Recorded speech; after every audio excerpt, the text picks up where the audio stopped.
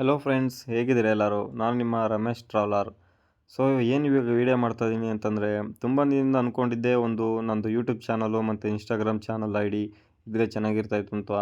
So ನನಗೆ ಹಾಕ್ಸ್ಕೊಳ್ಳೋಣ ಅಂತ ಇದ್ದಾಗೆಲ್ಲ ನನಗೆ ವರ್ಕ್ ಪ್ರೆಷರ್ ಇರೋದ್ರಿಂದ ನಾನು ಐ ಡಿ ಹಾಕ್ಸೋದಕ್ಕೆ ಟೈಮ್ ಸಿಗ್ತಾಯಿರಲಿಲ್ಲ. ಸೊ ಫೈನಲಾಗಿ ಟೈಮ್ ನಾನು ಬಿಡು ಮಾಡಿಕೊಂಡು ಸ್ಟಿಕ್ಕರ್ ಹಾಕ್ಸ್ಕೊಳ್ಳೋಣ ಅಂತ ಬಂದಿದ್ದೀನಿ.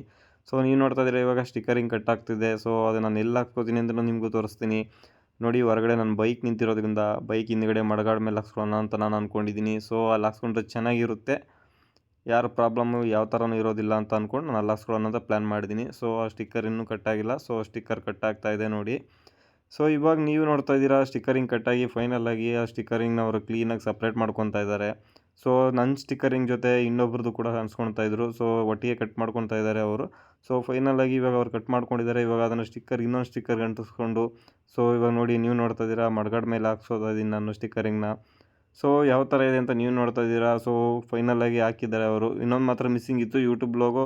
ಆ ಯೂಟ್ಯೂಬ್ ಲೋಗೋನ ಎಲ್ಲಿ ಹಾಕ್ಸೋದು ಅಂತ ನನಗೆ ಅಷ್ಟೊಂದು ಐಡಿಯಾ ಇರಲಿಲ್ಲ. ಸೊ ಹಾಗಾಗಿ ಅವರು ಮೇಲ್ಗಡೆ ಹಾಕಲ್ಲ, ಕೆಳಗಡೆ ಹಾಕಲ್ಲ, ಇಲ್ಲಿ ಹಾಕ್ಸ್ಕೊಂಡ್ರೆ ಚೆನ್ನಾಗಿರುತ್ತೆ, ಅಲ್ಲಿ ಹಾಕ್ಸ್ಕೊಂಡ್ರೆ ಚೆನ್ನಾಗಿರುತ್ತೆ ಅಂತ ಇದ್ರು.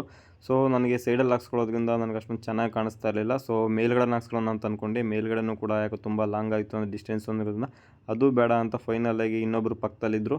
ಸೊ ಅವರು ಇಲ್ಲಿ ಹಾಕ್ಸ್ಕೊಳ್ಳಿ ಚೆನ್ನಾಗಿರುತ್ತೆ ಅಂತ ಒಂದು ಐಡಿಯಾ ಕೊಟ್ಟರು. ಸೊ ಫೈನಲಾಗಿ ನಾನು ಇವಾಗ ಮಡಗಡೆ ಕೆಳಗಡೆ ಹಾಕ್ಸ್ಕೊಂಡಿದ್ದೀನಿ.